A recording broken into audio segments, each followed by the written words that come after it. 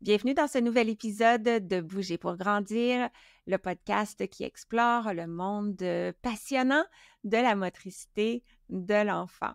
Le portage, c'est le sujet d'aujourd'hui. C'est bien plus qu'une méthode de transport pour les bébés. C'est un moyen privilégié de soutenir le développement global de l'enfant, incluant son développement sensorimoteur. Aujourd'hui, je reçois une collègue ergothérapeute en périnatalité, mais pas que, parce que c'est également une monitrice de portage, une conseillère en lactation, une formatrice en portage physiologique et aussi l'autrice du livre Sans idées et activités pour éveiller bébé. Il s'agit de Clémentine Luzu, peut-être l'as-tu reconnue. Elle est bien connue sous le pseudonyme Bébé s'éveille sur les réseaux sociaux. Au cours de la discussion, nous allons nous plonger dans les équipements, les bienfaits, les méthodes, les considérations de sécurité et beaucoup plus. Tout ça de la perspective de l'ergothérapie. Bonne écoute!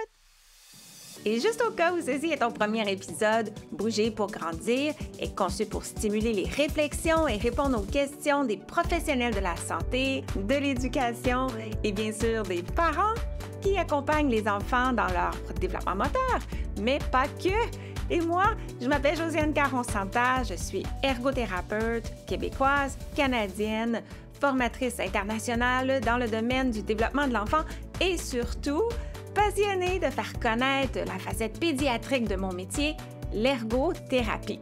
Merci d'être ici et sans plus tarder, poursuivons avec l'épisode d'aujourd'hui. Bonjour Clémentine, bienvenue.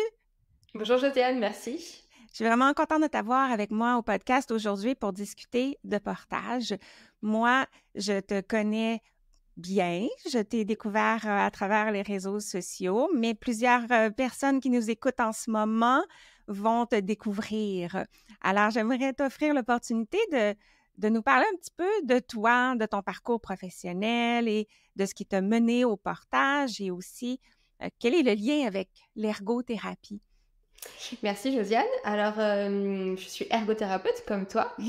et je travaille vraiment plutôt dans le domaine de la petite enfance, la périnatalité. Je suis diplômée depuis à peu près 15 ans.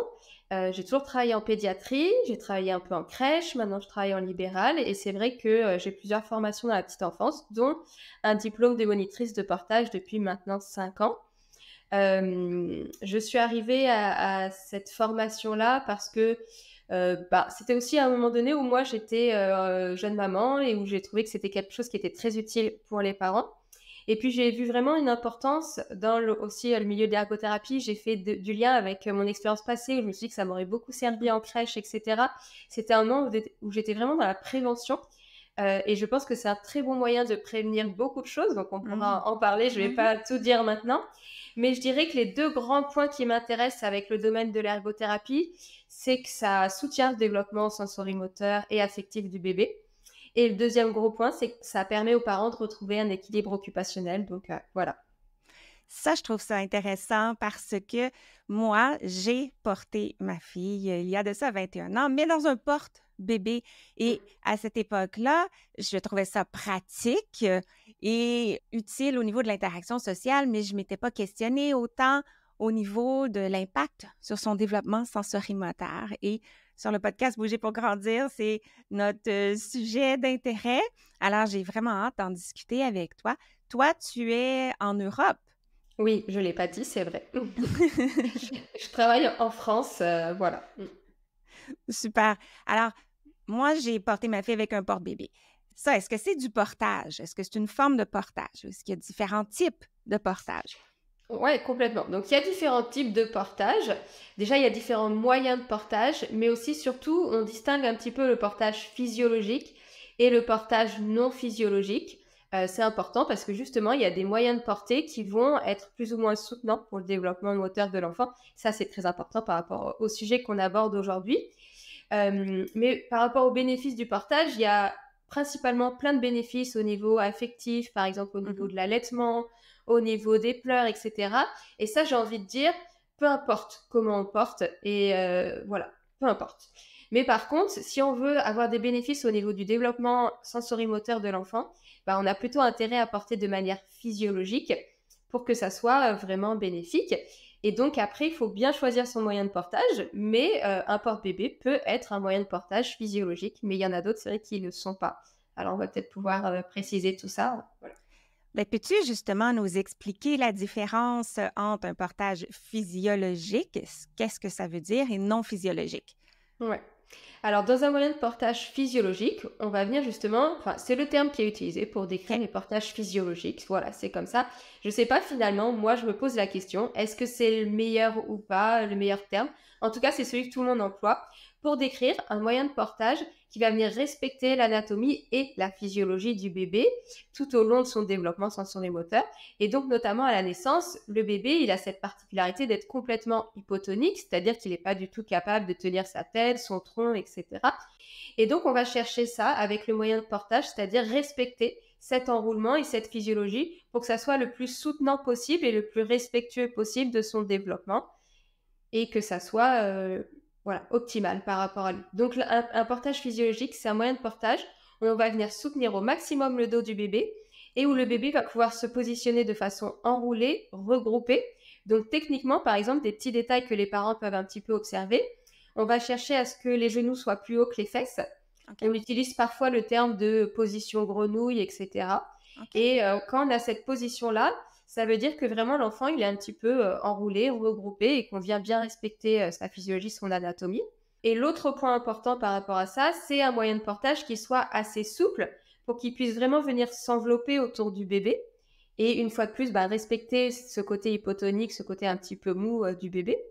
Un autre point qu'on pourrait observer aussi, et c'est là où il y a des avis qui sont un petit peu divergents dans le domaine du portage, on pourra en parler parce que je pense que c'est très important pour moi, Oui. comme c'est vraiment très divergent, que d'exprimer les deux points de vue qui existent et pas seulement le mien, et qu'après chacun fait son propre point de vue avec toutes les informations.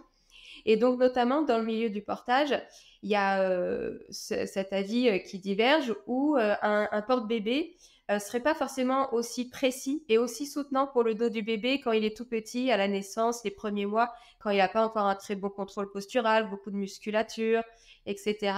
Et qu'il n'y aurait que l'écharpe notamment, ou un moyen de portage vraiment très très souple, qui puisse vraiment bien l'envelopper, le respecter son anatomie et vraiment se mouler sur son corps et vraiment bien le soutenir. Mais voilà, on pourra peut-être creuser ce sujet aussi.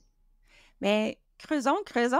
Tu nous parles d'écharpe et moi, je n'ai pas pensé à porter mon enfant dans une écharpe à cette époque-là parce que je ne voyais personne le faire.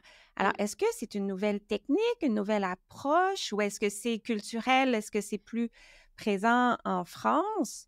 Mm, mm. Alors, je saurais pas te dire si c'est plus présent en France, mais en tout cas, ce que je peux te dire, par contre, c'est que c'est à la fois nouveau et pas nouveau. C'est-à-dire que c'est pas nouveau parce que ça correspond à un vrai besoin de l'enfant qui existe depuis des millions d'années. Ça, je pense qu'on peut en parler maintenant parce que ça me paraît important. OK. De dire que le portage, on a parlé d'équilibre occupationnel, que ça libère les mains, que c'est bien pour le porteur, etc. Mais il faut savoir que le portage répond avant tout à un besoin du porté, du bébé. Et donc, on s'appuie beaucoup sur la classification d'un historien qui décrit 3 grands domaines de famille dans les animaux, puisqu'on est des animaux, hein. Les animaux nidicoles, nidifuges et les portés. Pour rentrer un petit peu dans les détails, parce que je trouve ça hyper intéressant comme Oui, vas-y, classification. vas-y. Les nidicoles, si je ne dis pas de bêtises, ce sont tous les animaux qui ont besoin d'un nid pour être protégés des prédateurs, en fait. Donc, par exemple, les lapros, les petits chiens, les petits chiots, les oisillons, etc. Et en fait, on remarque que toute cette famille d'animaux, donc, ils sont protégés des prédateurs par le nid, mais ils survivent aussi par rapport au fait qu'ils reçoivent une alimentation très, très nourrissante. Des oisillons, ils vont recevoir un ver de terre le matin et le soir. Le lait, voilà, des lapins est peut-être beaucoup plus rassasiant. Ce qui fait que ces bébés, ils peuvent survivre très loin et très longtemps de leurs parents. Il n'y a pas de souci au niveau alimentation et prédateurs. Les nidifuges, qui eux sont beaucoup plus matures, donc ça va être tous les poulains par exemple, les veaux, les agneaux, etc. Eux, ils ont une certaine maturité cérébrale, donc ce qui fait qu'au bout de quelques heures, ils marchent. Et pour se défendre des prédateurs, ils vont rester collés à leurs parents. Mais comme ils marchent, ils n'ont pas besoin d'être portés. Et en plus, eux, c'est corrélé justement. Ils n'ont pas une nourriture très rassasiante. Donc ça tombe bien, ils restent collés à leurs parents, ils peuvent manger assez régulièrement. Et puis, il y a une troisième famille d'animaux, la famille des portées, donc les marsupiaux, les petits singes, les kangourous, etc. Eux, ils ont une nourriture vraiment pas du tout rassasiante, donc pour pouvoir survivre, ils ont besoin de manger très souvent. Et en plus, ils n'ont pas du tout de moyens de se déplacer, donc ils doivent être portés par leurs parents. Et donc nous, les êtres humains, on fait partie de cette famille-là, des portés. Donc c'est resté ancré dans le cerveau du bébé que pour pouvoir survivre, il a besoin d'être porté. D'où ce besoin très très présent à la naissance. Voilà, pour être en sécurité et se sentir bien, il a besoin de se sentir collé à son parent. C'est rattaché un petit peu à ce côté Cro-Magnon. Voilà. C'est tellement intéressant. Ouais. Alors, si on veut résumer les types de façons de porter le bébé, il y aurait le porte-bébé, mais s'il est porté d'une manière physiologique, il y aurait l'écharpe, on va en reparler aussi plus en détail, mais qui, elle, permet plus facilement, je crois, le portage physiologique. Et quand je porte bébé dans mes bras, ou si je le balade en poussette, je le transporte. Est-ce que ça compte, ça? Alors, dans les bras, ça compte beaucoup parce que finalement, on peut porter de manière physiologique aussi à bras. Physiologique, c'est vraiment respecter cette hypotonie, cet enroulement qu'a le bébé naturellement à naissance et que ça soit finalement en porte-bébé, en écharpe, à bras, on peut porter de façon physiologique ou pas. Si on porte pas très bien à bras, on peut très bien ne pas porter de façon physiologique. Donc, à bras, c'est très important aussi. Et d'ailleurs, on n'a pas vraiment d'études sur le portage physiologique et ses bénéfices. Je vous dis tout à l'heure tel et tel bénéfice. En réalité, les seuls bénéfices qu'on a, c'est sur le pot à pot et le côté contenance, emmaillotage, etc. Donc après, on extrapole au portage. Alors, il y a quelques données quand même sur le portage, mais vraiment, le maximum de données qu'on a, c'est sur le pot à pot et l'emmaillotage et c'est sur en fait tous les soins de développement, le nid cap, etc. Que pour le coup, vous êtes très bien en avance aux États-Unis, au Canada par rapport à ça, par rapport à nous en France, et où on a énormément étudié le comportement de l'enfant, s'il est en pot à pot ou en mailloté, une fois de plus. Et donc, c'est là qu'on se rend compte que c'est mieux pour l'allaitement, qu'il pleure moins, qu'au niveau cardio-respiratoire, il se comporte mieux, qu'au niveau autorégulation, il se comporte mieux, etc., etc. Les hospitalisations durent moins longtemps pour les enfants prématurés, etc. Donc, c'est là où on constate vraiment les bénéfices. Voilà. Mais nous, on extrapole en se disant, finalement, après le bébé, si on le met en écharpe, si on le met dans un porte-bébé, il a ce côté aussi contenant, rassurant, etc., qui a aussi quand même des bénéfices. Mais moi, il y a une question qui me vient en tête. Le bébé, c'est important qu'il passe du temps au sol pour son développement. Ouais. Lorsque bébé est porté, est-ce que ça lui enlève du temps au sol ou est-ce qu'il gagne des bénéfices complémentaires? Est-ce qu'il faut doser? Peux-tu nous parler un peu de ça?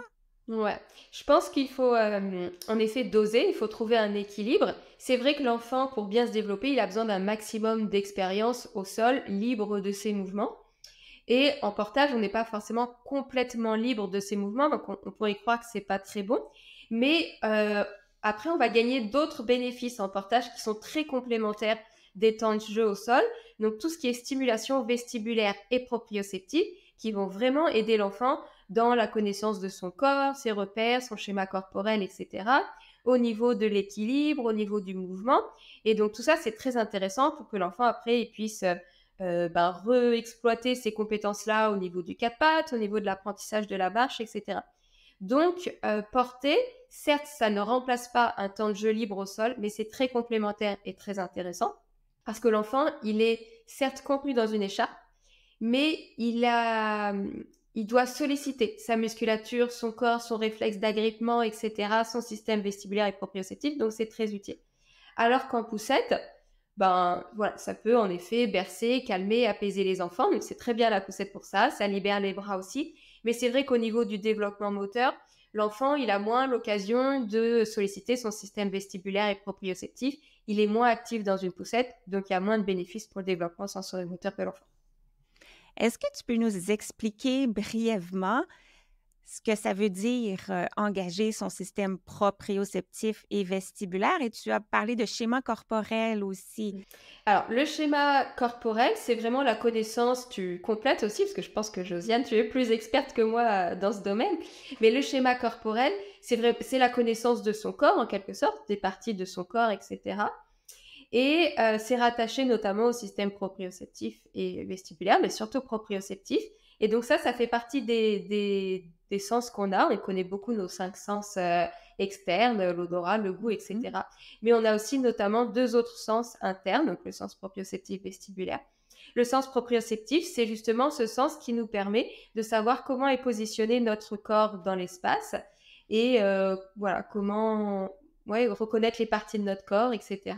Alors que le sens vestibulaire, qui se situe lui dans l'oreille interne, va être plutôt du corps en mouvement, quand on bouge, etc., l'équilibre. Et comme je vous ai dit, le système vestibulaire, le récepteur se situe dans l'oreille interne. Au niveau du proprioceptif, tous les récepteurs se situent partout dans le corps, au niveau des muscles, des tendons, des articulations.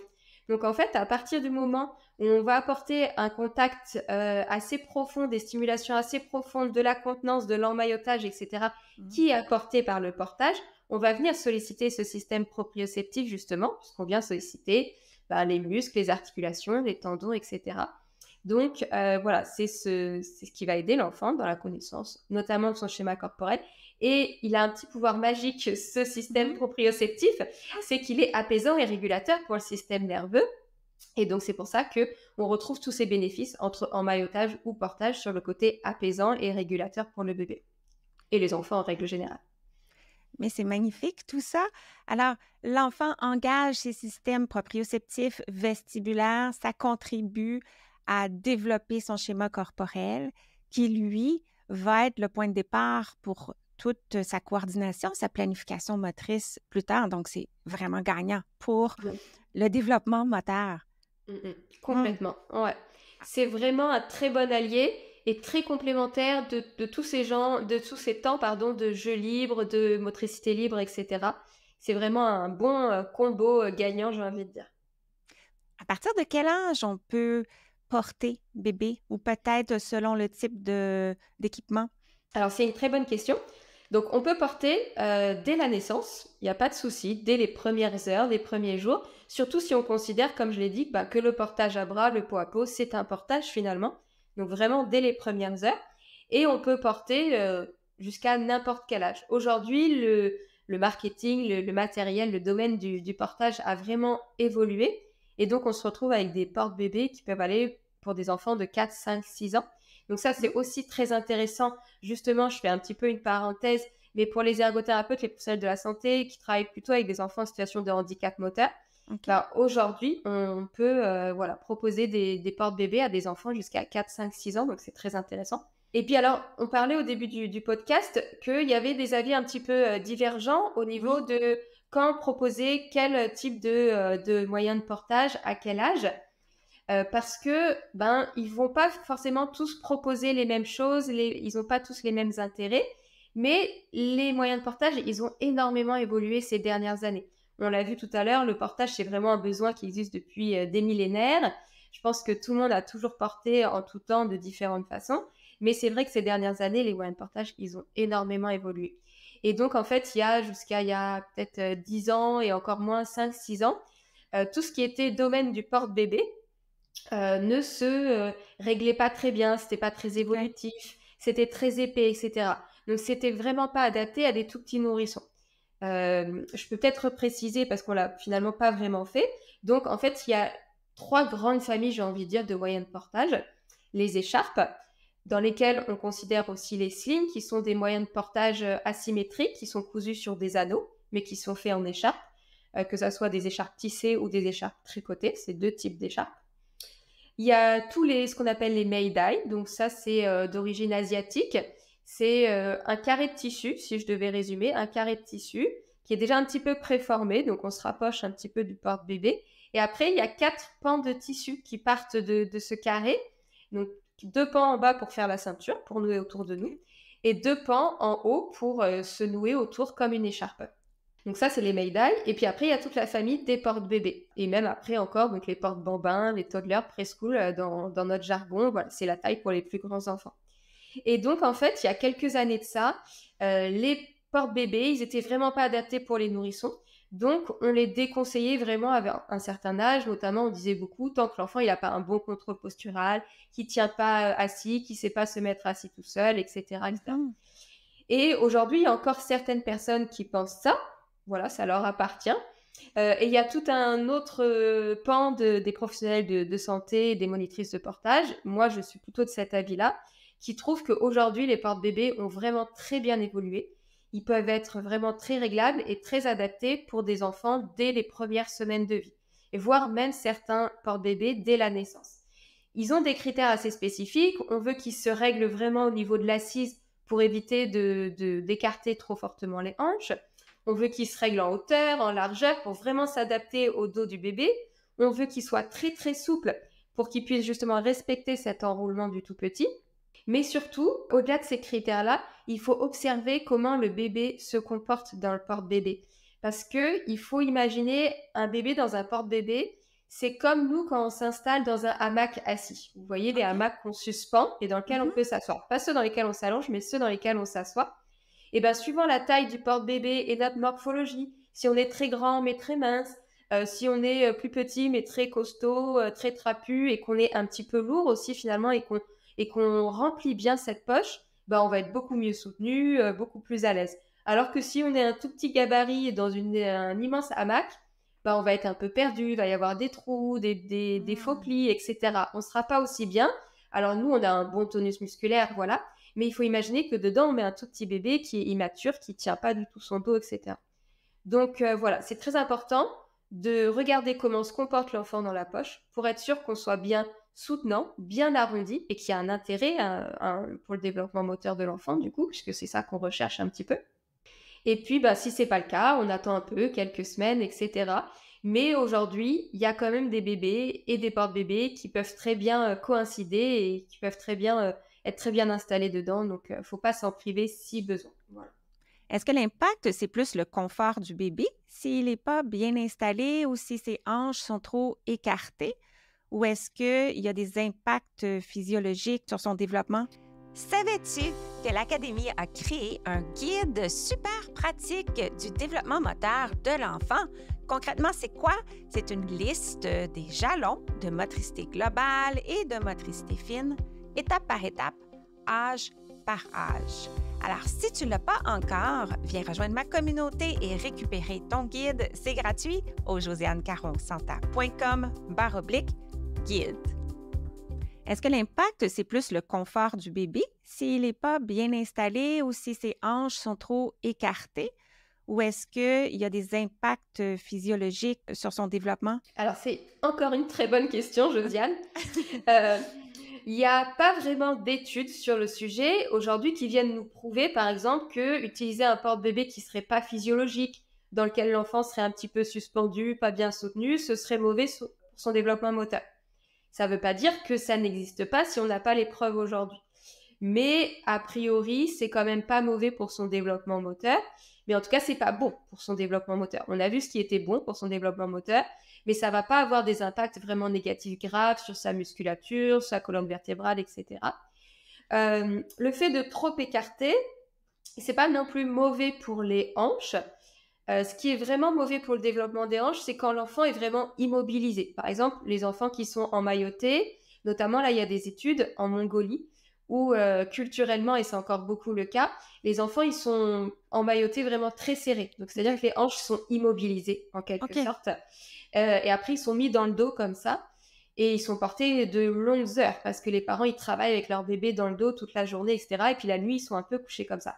Eux, clairement, c'est démontré que ça a un impact négatif sur les hanches et qu'ils ont une malformation des hanches, une dysplasie des hanches. Nous, même si dans le porte-bébé pas physiologique, c'est pas idéal du tout pour le développement de l'enfant, comme l'enfant, il peut quand même bouger ses hanches, il n'est pas immobilisé, que c'est pas utilisé de très nombreuses heures, ça, on risque pas du tout de créer une dysplasie. La dysplasie, c'est congénital, les facteurs, ils sont congénitaux, les grossesses gémellaires, les enfants en siège, etc. Donc, c'est pas mauvais, mais c'est pas forcément bon non plus. Et donc, justement, par exemple, si un enfant a déjà une dysplasie de la hanche, une malformation à la naissance, donc c'est important, quand on a une dysplasie, d'avoir un porte-bébé qui soit physiologique. Ça va contribuer à la bonne formation des hanches, puisque c'est nécessaire pour que les hanches se forment correctement, que la tête du fémur soit bien dans le côté. Et pour terminer, par rapport à l'impact négatif que ça pourrait avoir éventuellement, c'est un impact un petit peu secondaire, mais qui est vraiment important quand même à mes yeux. Si l'enfant, on respecte pas bien son écart naturel, de hanche, s'il n'est pas bien enroulé, il va être pas bien positionné, il va pas être bien installé. Et en fait, cet enfant, il va pas se sentir bien. Le parent, il va pas se sentir bien. Il va par exemple avoir sa tête qui tombe en arrière, etc. Et donc, il y a 2 risques à ce niveau-là. Le premier, c'est qu'éventuellement, le parent, ils veulent absolument cacher les voies aériennes du bébé pour tenir la tête du bébé. Alors que la première chose à penser, si la tête du bébé part en arrière, c'est qu'il faut retravailler cet enroulement, ce regroupement, remonter les genoux. Et en fait, naturellement, la tête du bébé va venir se poser sur le torse. Et il y a un petit risque que les parents cachent les voies aériennes du bébé, donc il y a un risque d'étouffement, il faut le dire. Et le deuxième risque plus général, mais qui n'est pas anodin, c'est que le parent, en fait, il arrête de porter. Parce que s'il n'arrive pas à bien installer son bébé, il n'est pas bien, il n'est pas confortable, il se dit c'est pas pour moi. Alors c'est pas forcément le sujet ici, le développement affectif, mais il se dit je suis nul, j'y arrive pas, il porte plus son bébé qui pleure beaucoup dans la journée, etc. Et je trouve ça vraiment dommage. Et il y a des parents qui viennent me voir en atelier pour cette raison-là. Ils n'arrivent pas à installer correctement leur bébé, enrouler, etc. Ils sont à 2 doigts d'arrêter le portage. Et c'est parce que le moyen de portage n'est pas physiologique. Les jambes sont trop écartées ou à l'inverse pas assez écartées. Et le bébé ne se positionne pas bien sur le torse du parent. Et de là, le bébé perd une belle opportunité d'être porté et de bénéficier des apports de Oui, cet équipement-là. Donc, il y a c'est le ça. choix de l'équipement qui est important et il y a la qualité de l'installation du bébé dans l'équipement. Et Exactement. plus je t'écoute parler, plus je visualise que c'est quand même compliqué dans une écharpe, notamment lorsque il semble avoir là, de l'enroulement, des techniques. En fait, ça prend une bonne motricité fine et habileté de construction pour le parent pour installer tout ça ou le parent peut apprendre ces techniques-là. Ouais, c'est vrai qu'au début, ça peut paraître un petit peu compliqué parce que c'est tout nouveau et comme tu dis, ça sollicite quand même beaucoup de compétences au niveau Oui, cognitif, repérage dans l'espace, etc. Mais j'ai envie de dire, ça s'apprend très vite, ça s'automatise très vite. Donc, les premières fois, ça peut paraître compliqué, mais très rapidement, le parent, il prend le coup de main et ça devient un automatisme. Et très sincèrement, euh, en en quelques minutes, à peine, en 2-3 minutes, un enfant peut être installé correctement dans une écharpe. Il n'y a pas de souci. Mais ça dépend pas que du parent, ça dépend aussi du bébé. OK. Il y a des bébés qui sont plus un petit peu hypertoniques, qui ont du reflux, qui sont douloureux et qui vont avoir du mal à s'enrouler. Et donc là, le parent va avoir du mal à les installer dans l'écharpe éventuellement. Donc, faut trouver un petit peu un compromis pour garder cette sécurité. Et c'est peut-être à ce moment-là où justement on va se rediriger vers d'autres moyens de portage que l'écharpe, le meldail, le porte-bébé, etc. Parce que c'est vrai qu'en écharpe pour les tout petits, il n'y a rien qui vient entre les jambes du bébé. Il n'y a pas de ceinture, donc il n'y a pas cette sécurité. Donc c'est très important que l'enfant il soit vraiment bien enroulé pour que ça soit bien sécuritaire.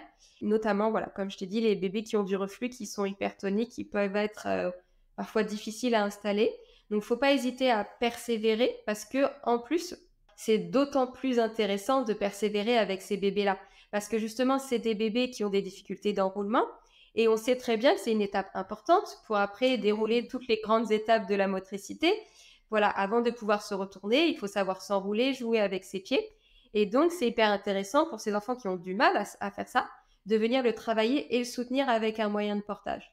Donc, on peut trouver un peu le compromis entre quand on doit faire vite, être sécuritaire au quotidien, on va peut-être basculer sur un autre moyen de portage. Mais si on peut, comme des temps un petit peu de rééducation, etc., et profiter de l'écharpe, du sling, etc., pour venir travailler l'enroulement avec ces bébés, et notamment en cas de déformation crânienne positionnelle. Je sais que tu as déjà fait un podcast sur le sujet. Oui. C'est des enfants qui ont un grand intérêt à être portés pour prévenir les déformations, mais aussi contribuer à la guérison. Une fois de plus, c'est pas le bon mot. Et donc, ces enfants-là, on a intérêt à ce que dans le moyen de portage, ils puissent bien s'enrouler, quoi. Donc, ça se peut un bébé qui semble communiquer ne pas aimer le portage et à ce moment-là, il ne faut pas sauter aux conclusions que c'est une préférence du bébé, mais plus qu'il y a une difficulté soit pour le bébé ou soit dans la technique.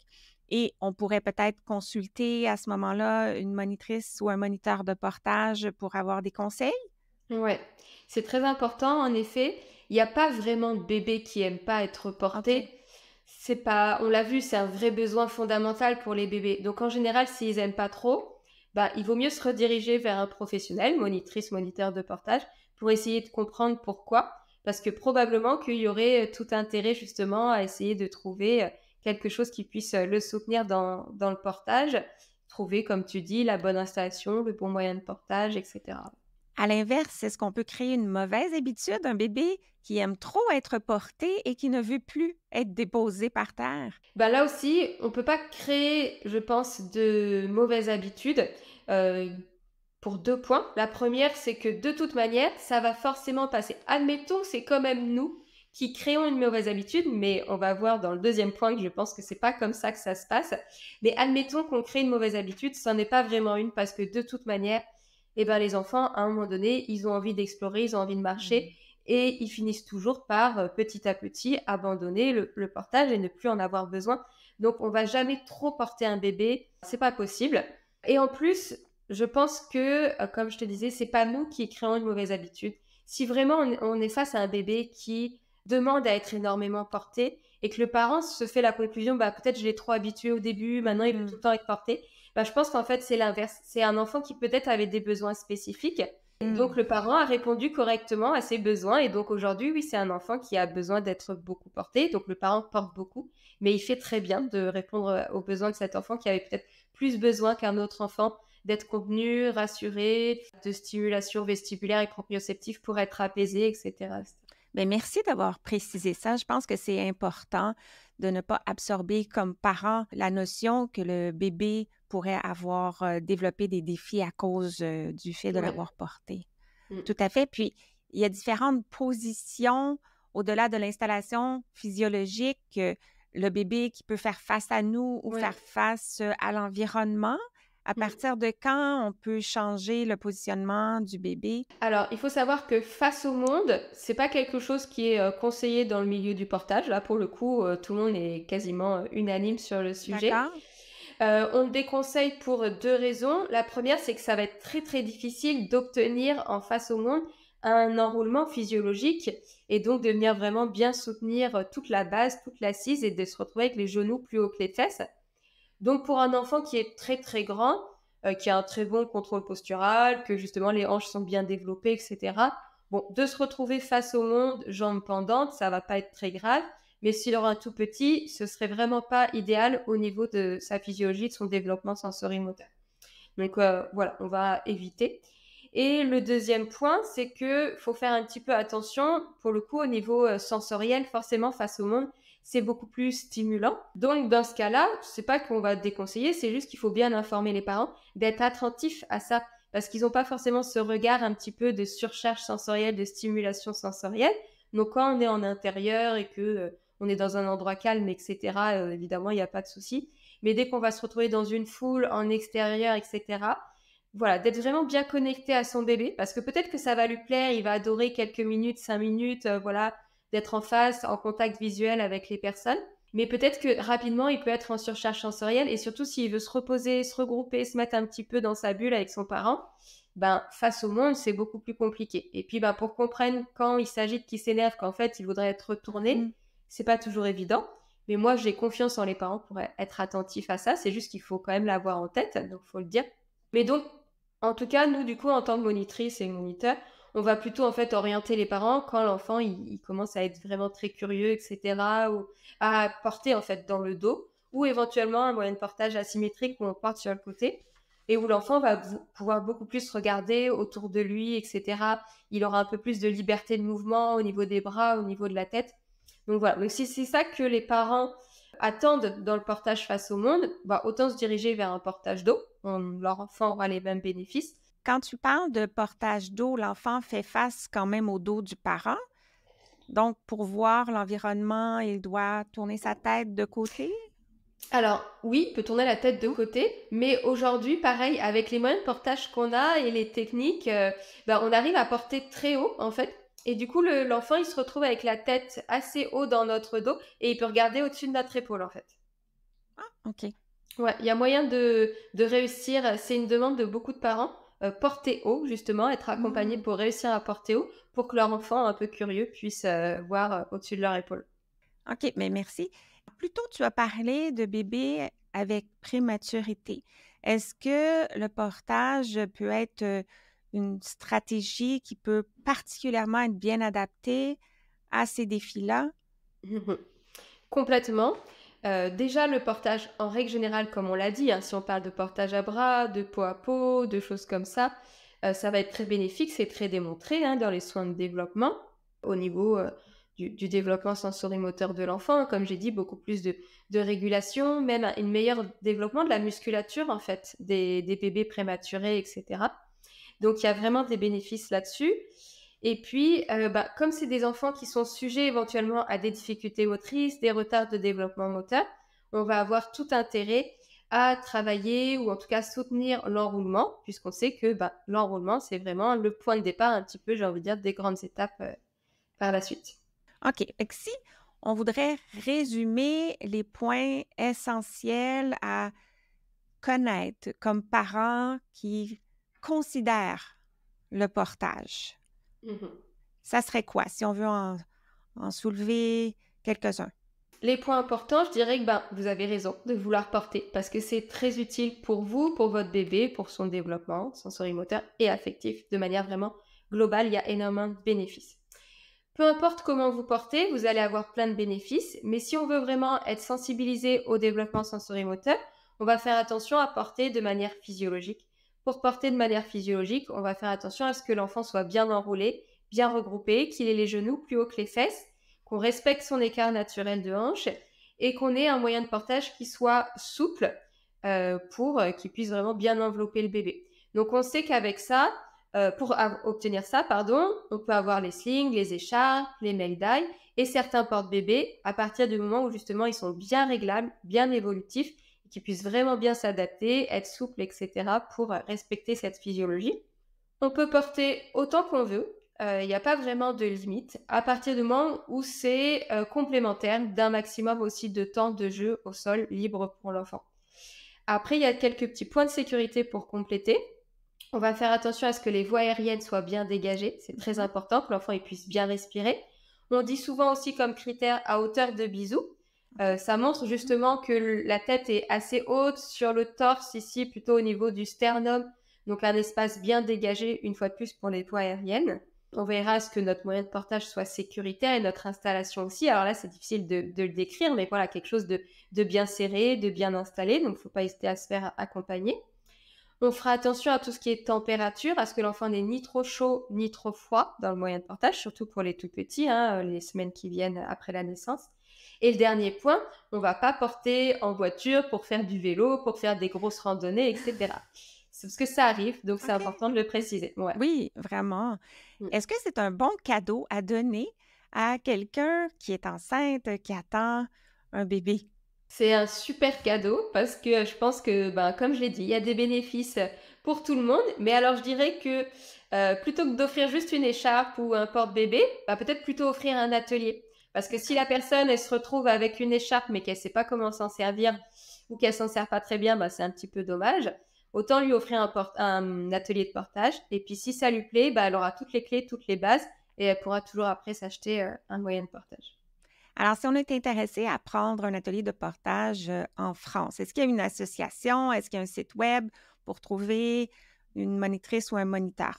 Il n'y a pas vraiment OK. d'annuaire ou d'association qui regroupe toutes les monitrices pour les retrouver. Il y a des personnes qui ont fait leur propre un petit peu annuaire, etc. Mais c'est rien d'officiel et de très complet. Le mieux, c'est de chercher sur Internet, Google, de taper monitrice de portage et d'appeler les personnes qui vont ressortir sur Internet et de voir comment le feeling passe. Voilà, est-ce que la personne est vraiment à l'écoute, bienveillante, sans jugement? Parce que voilà, quand on est en difficulté, c'est important d'être bien à l'aise avec la personne. Et puis de lui demander comment elle est équipée. Parce que voilà, comme j'ai dit, le milieu du portage a énormément évolué ces dernières années. Donc c'est vrai que si on a un équipement qui date d'il y a 10 ans, parfois c'est pas forcément ce qu'il y a de plus adapté pour les enfants. Alors, toi, tu en offres des ateliers. Alors, si quelqu'un est intéressé, est-ce qu'ils peuvent te contacter? Oui, bah, moi, il suffit de taper mon nom, Clémentine Luzy sur Google et les personnes trouveront mon site internet et mes contacts et voilà. Je propose, moi, personnellement, des ateliers que en individuel. Il faut savoir que les monitrices de portage, elles font souvent des ateliers individuels et aussi beaucoup d'ateliers de groupe. Je l'ai fait au tout début, 1 ou 2 fois, mais vraiment en tant qu'ergothérapeute, j'arrive pas à faire des ateliers de groupe parce que je suis pas du tout assez individualisée dans mon accompagnement. Je me rends compte que les besoins, ils sont tellement variés d'un enfant et d'une famille à l'autre. OK. Donc, je fais personnellement, que des ateliers individuels, mais voilà.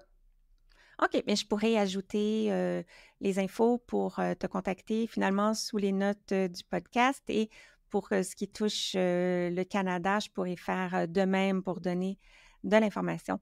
Et Clémentine, tu nous as partagé beaucoup d'excellentes informations sur le portage et je suis convaincue que des ergothérapeutes, des intervenants et même des parents très inspirés pourraient s'intéresser à devenir moniteur ou monitrice de portage. Alors, est-ce que ça prend une formation en particulier et comment on fait, où on peut aller pour y accéder en Mmh. France? Oui. Alors, c'est pas un diplôme réglementé, donc il y a personne qui va, dire combien de temps doit durer la formation et quel contenu doit y avoir. Donc, bah, il faut justement être vigilant, bien se renseigner pour bien choisir sa formation. Mais globalement, c'est des formations qui vont durer entre 4 et 6, 7 jours, où on va aborder, ben, justement, tous les moyens de portage, comment les adapter aussi aux situations un petit peu particulières. Et puis, bien sûr, ce qu'on apprend, c'est tous les nœuds et toutes les techniques, parce que c'est ça aussi la base un petit peu de notre Oui. Mhm. profession quand même, c'est d'enseigner les nœuds aux enfants, enfin aux familles et choisir quel nœud est le plus adapté, voilà, quel outil sera le plus adapté. Donc c'est surtout ça qu'on teste, qu'on fait, qu'on s'entraîne énormément en formation et qui est très important pour bien maîtriser la technique. Est-ce qu'il y a des éléments qui ne sont pas ressortis, des questions que je ne t'ai pas posées, auxquelles tu peux penser qu'on pourrait ajouter pour compléter le sujet? Ben, de se faire confiance et de pas hésiter à vraiment porter son bébé parce que c'est possible que les parents rencontrent des discours en disant ça sert à rien, attention, vous allez leur donner de mauvaises habitudes. Et donc vraiment, soyez sûr avec toutes les informations qu'on vient de vous donner que pas du tout. Donc vraiment, n'ayez pas peur de porter un maximum. Et si vous n'êtes pas très à l'aise avec les techniques, etc., eh ben, ne serait-ce que de porter à bras, c'est déjà très utile. Donc prenez du temps dans le canapé avec votre tout petit pour le porter correctement à bras. Et puis si vraiment voilà, vous voulez développer ça et que vous n'êtes pas très à l'aise, ben, allez voir une monitrice parce que voilà, faut respecter tous les points de sécurité, etc. qu'on s'est dit. Mais si je devais vraiment dire une dernière chose, c'est n'ayez pas peur de donner de mauvaises habitudes et donc soyez confiants voilà, en vous. Mais ça résume bien. J'en profite pour mentionner que nous avons également une version vidéo de ce podcast dans laquelle, notamment, j'ai inséré quelques images des types d'écharpes de portage mentionnées par Clémentine. Alors, si ça t'intéresse, simplement jeter un coup d'œil dans les notes sous le podcast pour aller voir ça sur mon blog. Merci, Clémentine, de ta visite virtuelle au podcast Bouger pour grandir et au plaisir de te recevoir de nouveau dans le futur pour parler motricité et ergothérapie. Bye! Merci Josiane, salut! Merci d'avoir écouté et à bientôt pour notre prochain épisode. Et d'ici là, vous pouvez me retrouver quotidiennement sur les réseaux sociaux, consulter mon blog et profiter de mes ressources gratuites en joignant ma communauté au josianecaronsanta.com/guide. Le podcast Bouger pour grandir est une production de l'Académie de formation JCSI, des formations en ligne sur le développement et fonctionnement de l'enfant de la perspective de l'ergothérapie. C'est tout pour cet épisode et sur ce, je vous dis à très bientôt pour continuer à parler d'ergo. Bye!